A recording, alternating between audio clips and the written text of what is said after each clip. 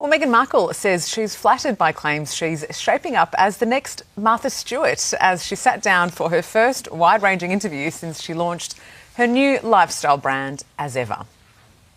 As I've continued to say to myself, and whatever I'm going through, my faith is greater than... Meghan's Aspire interview was meant to be her grand debut as a serious entrepreneur.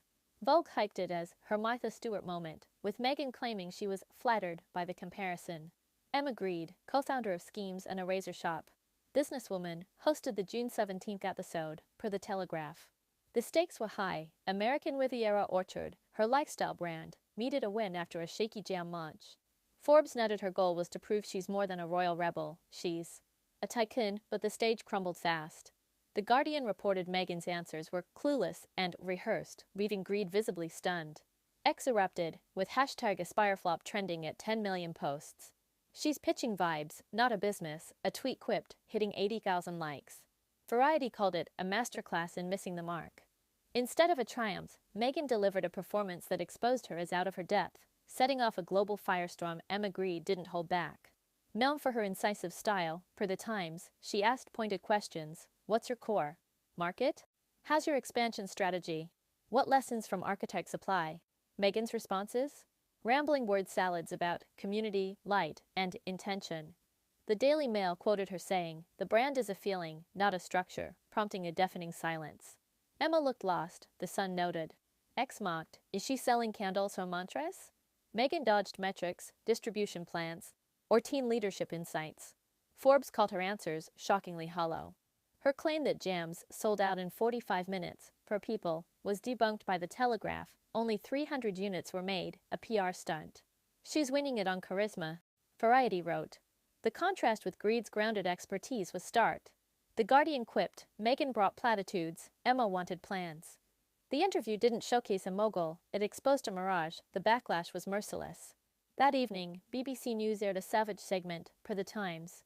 The anchor, dripping sarcasm, asked, "If you can't explain your brand, does it exist?" The studio laughed. A panelist dubbed Meghan the Queen of Vagueness, while another likened her pitch to a chatbot's fever dream. Per The Sun X amplified it, with hashtag #AsEverClueless hitting 5 million. "High schoolers pitch better," a viral post read, gaining 100,000 likes. Jon Stewart's Late Show takedown was brutal. He played Meghan's "Connection Changes Narratives" clip, pausing to deadpan, "Is that a shampoo ad or a business plan?" Variety reported his audience roared. Stewart mocked her buzzwords, light, healing, archetypes, holding up a fake As Ever candle labeled "Scent, unclear mission." The Telegraph noted his line, "She needs medical help for buzzword overdose," that 3 million X views. The media didn't just critique, they cremated her credibility. American Riviera Orchard unraveled under scrutiny. Forbes reported no LLC registration in California, no product catalog, and a website bets a landing page of affirmations. The Guardian called it a vanity project with no engine. Insiders told the Daily Mail there's no visible team or major retailers. "It's Meghan's Instagram, not a business," Variety quipped. X mocked, "Selling jam and dreams, mostly dreams." The interview echoed Meghan's 2023 Spotify flop. The Hollywood Reporter recalled Archetype's cancellation after one season, with execs citing her failure to deliver content or accept input. The Sun noted As Ever repeats the pattern, overpromise, underdeliver. "She's not building, she's posing," The Times wrote. Brand experts told Forbes she'd be laughed off Shark Tank. The interview didn't launch a brand yet. Lay bare its emptiness. Emma Grede's reaction spoke volumes. Unlike her usual post-interview hype, per The Telegraph, she shared no clips, no highlights, no "thanks, Meghan." Variety called it professional distancing. Insiders told The Sun Grede was blindsided by Meghan's unpreparedness. "Emma's protecting her brand," The Guardian wrote. X noticed, "Even Emma's embarrassed," a post read, hitting 60,000 likes. Grede's silence was louder than the interview. As a Schemes co-founder who built a $4 billion empire, per Forbes, her credibility hinges on substance. The Times noted she amplifies guests like Kim Kardashian but ghosted Meghan. "It's a deliberate snub," the Daily Mail wrote. X memes of Grede's stunned face went viral, with hashtag #EmRegrets trending at 4 million. Meghan's flop didn't just burn her, it risked tainting Grede's platform. The internet turned Meghan's space for intention line into meme gold. A TikTok stitching her clip with confused reactions hit 3.5 million views, per The Sun. The Telegraph reported parody accounts launching fake As Ever products, accountability-free candles, and intention tea. Hashtag as ever clueless trended globally at 7 million. I've seen better pitches at a lemonade stand, and ex-post quipped, gaining 90,000 likes, fans weren't kind.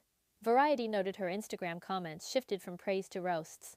She's selling vides, not vision, a user wrote, hitting 50,000 likes. The Guardian called it a meme massacre.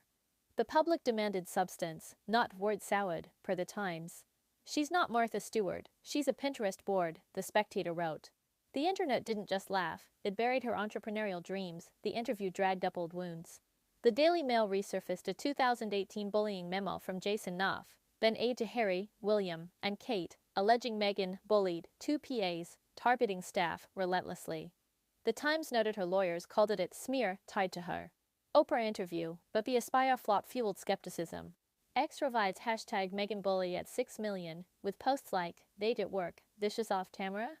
Her Spotify debacle loomed large. The Hollywood Reporter reported Archetype's $20 million deal collapsed due to Meghan's creative differences and sparse output. The Sun linked it to as ever, same story, no delivery. Forbes warned her pattern, hype without substance, dooms. Ventures. She's not learning, but Guardian wrote. The interview didn't erase past failures, but amplified them, painting Meghan as a serial underperformer that Meghan's business persona is crumbling. The Times called her a cautionary tale of branding without depth. Variety noted her 9% U.S. favorability, per Morning Consult, reflects lost trust. The Spectator quipped, she's not a tycoon, she's a tagline.